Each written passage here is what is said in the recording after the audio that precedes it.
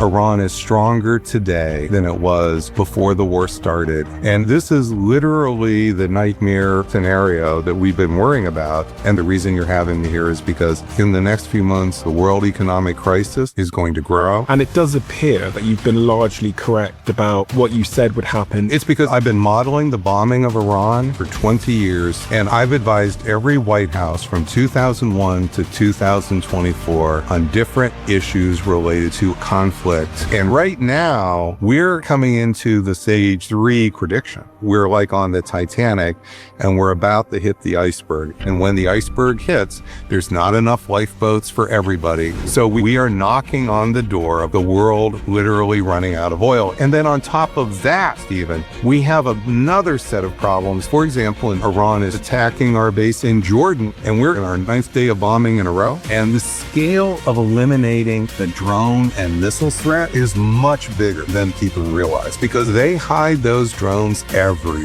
So how real is the risk that the US will do some kind of limited ground operation with boots on the ground in Iran? It's bordering on 70% now, probably by the end of this week. But I'm concerned about terrorist attack because controlling pieces of homeland territory is the biggest risk factor for suicide terrorism. So the choice is, do we have a global economic crisis, possibly recession, possibly worse, or do we let Iran control the Strait of Hormuz? This is not a good place to be. So what is the most probable next thing that you think happens? I think that question, Stephen, is the most important question in the world. And I think the answer is Robert Pape. With everything that's going on with Iran at the moment, the US-Iran war, and everything that I've learned from you in the 2 previous conversations we've had on the Diary of a CEO, I'm guessing that you're not really surprised by what we're seeing now. No, I'm not. I've been modeling the bombing of Iran for 20 years. The fact is the modeling has held up. And literally month by month by month, when we were first here, the big surprise for most people was that we bombed the regime in Iran and it still stood. It survived, even though we killed the supreme leader and something like 137 of their top leaders. Think about that. So that would be like if somebody killed our president, his wife, the first lady, members of the first family, half of the cabinet, all of the leaders in the Pentagon, all of the leaders in the CIA, and about a third of the Congress. That is what we did to Iran in those opening weeks in March. And nonetheless, that regime survived. And that was something that modeling showed for that 20 years. That was based on substantial patterns in history where air power alone had never toppled a regime, going all the way back to World War I. Most people had not really heard that before. Many people, even in the military, did not fully know how much President Trump went up against the weight of history. Then we shifted. We shifted to 6 weeks of a bombing campaign. And then what did we do? We shifted over to a 2-month blockade. Well, that was another version of punishment. So the US said that they were going to block the Strait of Hormuz, basically trying to take control of it themselves. That's right. And therefore kind of punishing the rest of the world. Well, they didn't want to punish the world. That did happen, but what they wanted to do was punish Iran. So they were trying to coerce Iran to get the government to surrender control of Hormuz. So keep in mind, what happened is on February 28th, that regime change bombing happened and it went on for a few days. But by March 2nd, March 3rd, Iran controlled Hormuz, literally within a few days. The ships stopped cold. And they basically have not reopened except for teeny tiny periods of time in a modest way. And then you're stuck. How do you get Iran to give up control of Hormuz, or do you let Iran continue to control Hormuz for as far as the eye can see? That's been the dilemma we've been in, Stephen, since really the first week in March. And now it's become clearer to the world. That is the core dilemma. We're at a fork in the road. Either we physically take Hormuz back, all those other tactics, even the MOU didn't work, didn't get the MOU, the Memorandum of Understanding, which was I sat here with JD Vance and he told me that they were about to sign an agreement with Iran to ultimately end the war. And they had that agreement. Yeah. JD told me that it was about to be signed. A couple of weeks later, here we are. They're back to bombing each other. Yeah, there's really two big issues with this, Stephen, with the MOU, the Memorandum of Understanding. I do believe that Vice President Vance sincerely thought it was going to, had a good chance of ending the war. But there's a big problem here, Stephen, which is when you listen to Vice President Vance, he approached this as a business deal. So he kept talking about all the benefits that were going to come to Iran if they performed a fee for service. We want the Strait open, and we're going to offer you money in different ways if you will open the Strait. Well, this is just a fundamental misunderstanding of international politics. This may work great in real estate. I'm not saying it doesn't. But in a major war like this, what's at stake is the balance of power. The balance of power. Now, I want to explain that before the war started, there was a balance of power where America was ascendant, Israel was the rising power, and Iran was actually the declining power in the region. What happened almost within, again, 2 weeks of the war starting is the balance of power was shifting dramatically. When Iran became in control of Hormuz, this represents tremendous power in the future. That wealth, all of the potential, that even though it hadn't been realized yet, equates to not just money to put in coffers, but it equates to military power. It equates to the ability to influence other states in the region, to build a sphere of influence.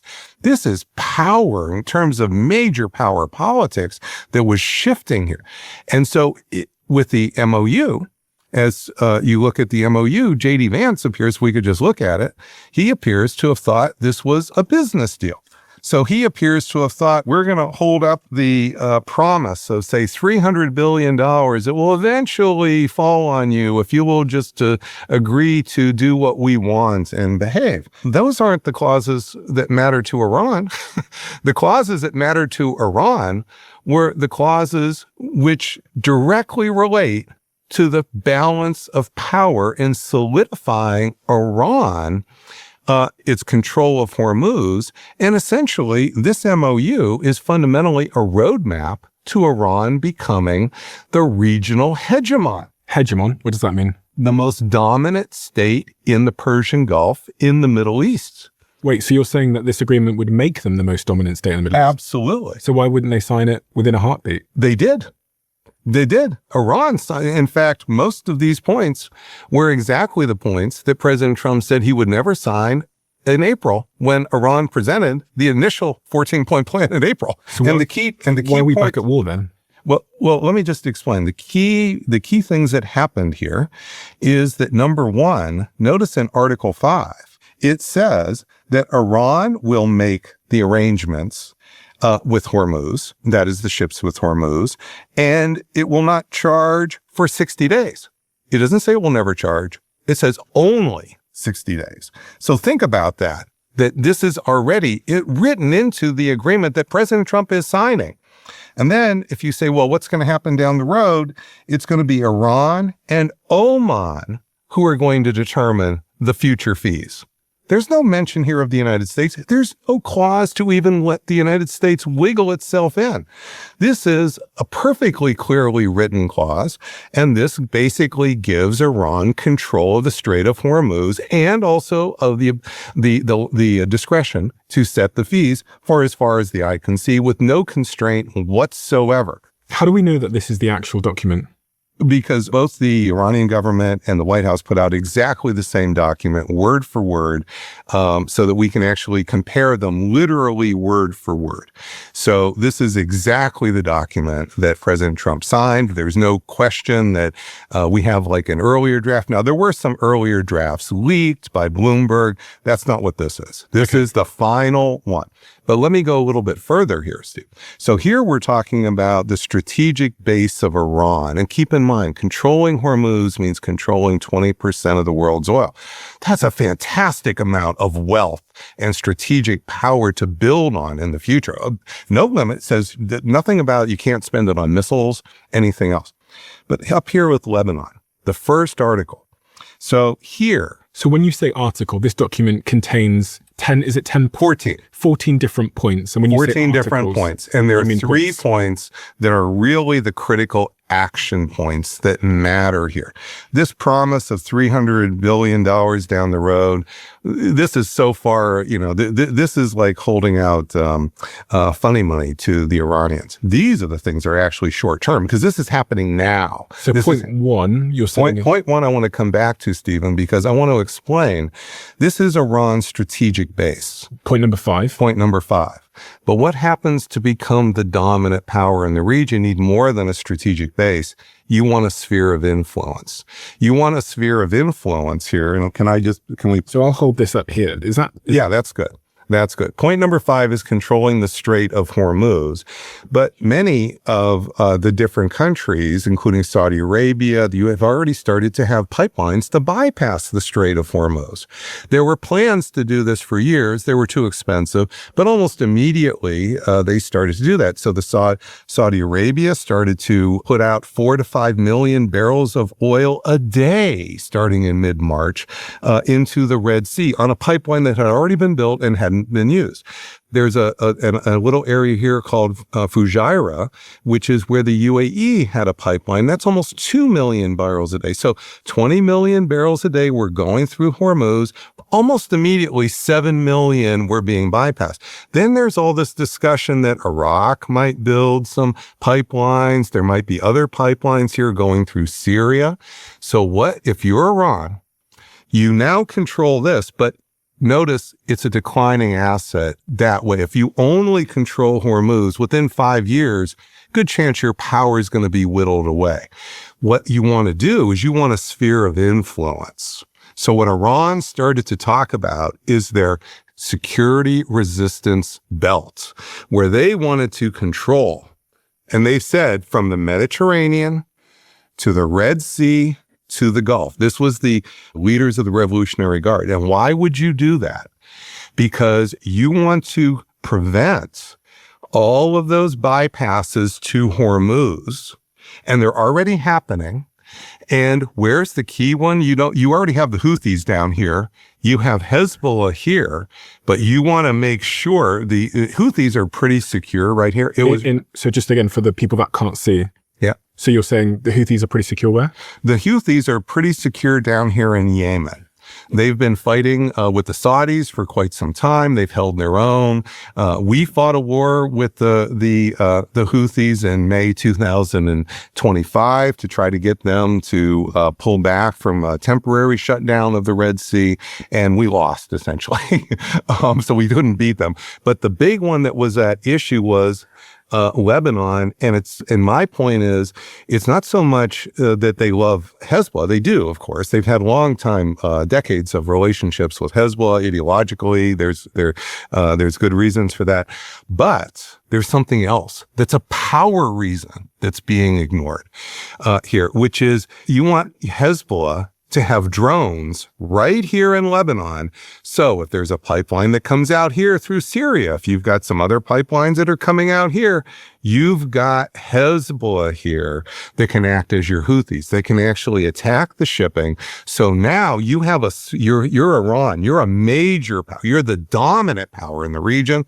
You don't just control this area here and the Strait of Hormuz and Iran itself. You have an arc, a security arc here that is a sphere of influence, but it's an operational sphere of influence. This is not just a piece of paper or something to talk about. This is what's guaranteeing you control all of that oil, whether the oil from the Persian Gulf comes out through Hormuz, whether it comes out through Syria, or whether it comes out through the Red Sea. And that's what Article 1 is about. So how come... That's what I'm saying is not, when I listen to Vice President Vance, which I've listened to your interview and other interviews, a super smart guy, okay? This is not a matter of that, okay? But he's thinking of it as a business deal. We want Hormuz open. What's it going to take to pay? They're not looking at that. They're looking at, they want to be a regional hegemon. This is their roadmap, and that's why they stuck to those goals. But they signed this document, but then the war has kicked off anyway, again. Because what happened is President Trump signed the document. He owned the document for a day. He explained that he signed the document because, and this was literally 4 weeks ago, because the world was going to run out of oil in 4 weeks, and he wanted to open Hormuz. So President Trump saw this as a way to try to open Hormuz. But what happened immediately after President Trump signed the document, literally starting in the next 48 hours, is President Trump and his administration started to undermine the document, violate the clauses in that document. So issue number one was Secretary Rubio establishing a framework accord agreement in Lebanon, which essentially would lock in Israel's military presence in Lebanon as far as the eye could see. Whereas Article 1 in the document says that the United States would guarantee the territorial integrity of Lebanon, which everybody would realize would mean Israel is violating the territorial integrity of Lebanon. It's not ensuring it. So that would mean Israel can't be locked in there and still be faithful to Article 1. So the framework agreement immediately violates Article 1. The second thing that happened, and this happened shortly after the framework accord, is President Trump started to encourage passage through the Strait of Hormuz, through the southern, there's 3 routes through the Strait of Hormuz. The central route, which used to be in existence, the main route before the war, now that's where the 80 mines are, so nobody's using the Centra. They're either passing through the Southern Avenue, which is the one close to Oman, or they're passing through the Iranian Passage, which is, of course, near the coast of Iran. And what President Trump did is he started to encourage this passageway, ships to bypass or pass through Hormuz on the southern passageway, but with no coordination with Iran, with no, often with their transponders turned off. In fact, President Trump was bragging about this as his secret way to sort of bypass Iran's control of the Strait of Hormuz. He literally bragged about this on multiple posts on True Social. Well, that directly contravenes Article 5. And then the third thing that happened is, if you look at, we haven't looked at Article 11, but if we look at Article 11, you would see that Iran was due to have some of its assets that were seized by the United States and have been held for decades unfrozen. And there's a specific sentence which gives Iran the exclusive right to determine what's going to happen with that money. And what President Trump said is they can have their money, but only if they give it to the farmers, the U.S. farmers, and buy American grain. That's the third violation of the MOU. So what happened here, Stephen, is President Trump owned the MOU, and was faithful to it for at least a day, maybe 2. And this represented a strategic defeat for the United States. And he even explained why he accepted that strategic defeat very clearly and forthrightly. I call that owning the loss. He owned the loss for about a day or 2. But then he tried to reverse the loss almost immediately, Stephen. And that's how we're back at war. Because the big miscalculation that happened in this period was assuming that if President Trump didn't restart the war would be over. Who started the war? Who started to shoot the ships in the Strait of Hormuz? It was the Iranians. Why did they do that? Because we were violating the MOU, bypassing their control of the Strait of Hormuz, and that means preventing Iran from becoming the regional power, the rising regional power, ultimately the regional hegemon. So this is why they violated. It wasn't so much a legal understanding. This is great power politics, Stephen. Iran wants to be the dominant state in the region.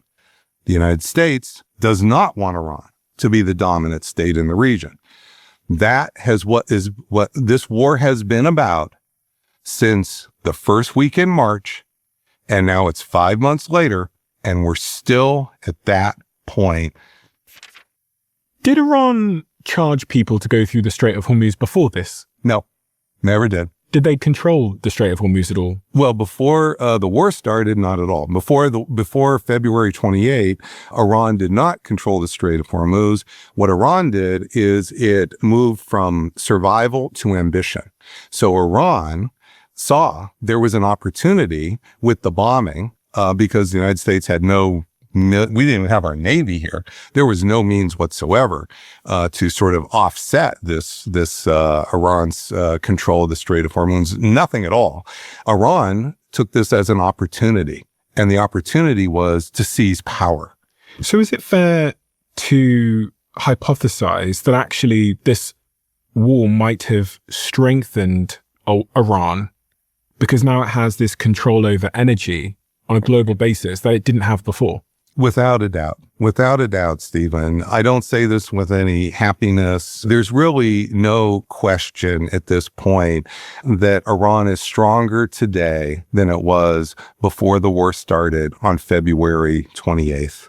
And that's because it controls the Strait of Hormuz, meaning that it can threaten at will virtually any ship that goes through the Strait of Hormuz. It's demonstrated this over and over and over again. Even when the ships turn off their transponders, they are still able to threaten ships as they go through. And every time a ship tries to run the gauntlet, they run into a drone, mine. They run into basically Iran's barrier.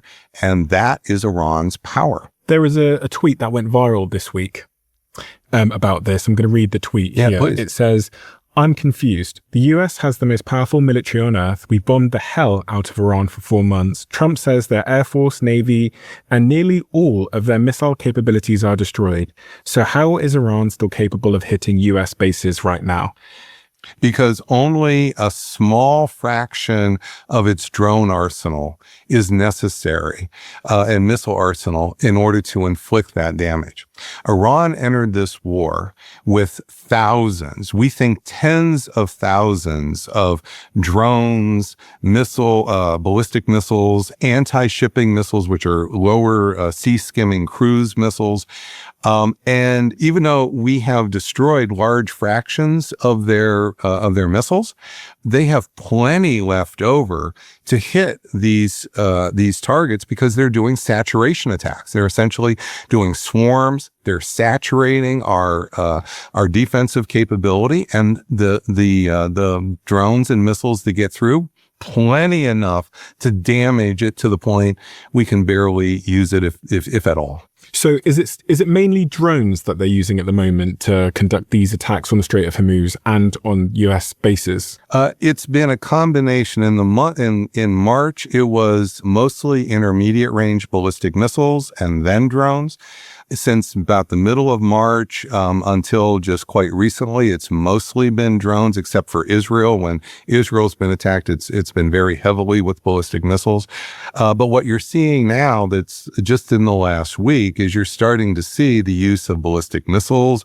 You're seeing the use of cruise missiles. These are these sea-skimming missiles here, and they're being used against multiple targets. So the full arsenal that Iran has, the full range of the arsenal, it appears to be fully there, stocked very well, and they're showing no signs of running out of ammo.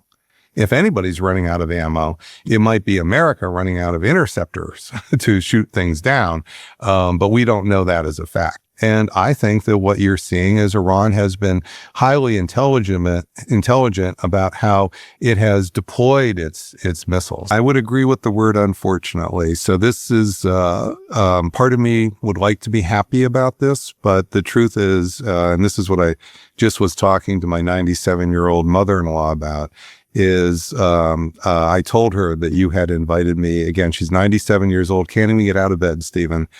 And I told her that it was one of the saddest things I had to agree to. And it's because of what it really means. The reason you're having me here is because things are bad for our country. And I want nothing more than for things to be better for our country. Well, Robert, thank you so much for coming back. And, if we do come back again and convene, I hope next time it's on better terms, because we're analysing how it all resulted in peace for everybody, especially the people that are living in Iran right now. Robert, thank you. Thank you.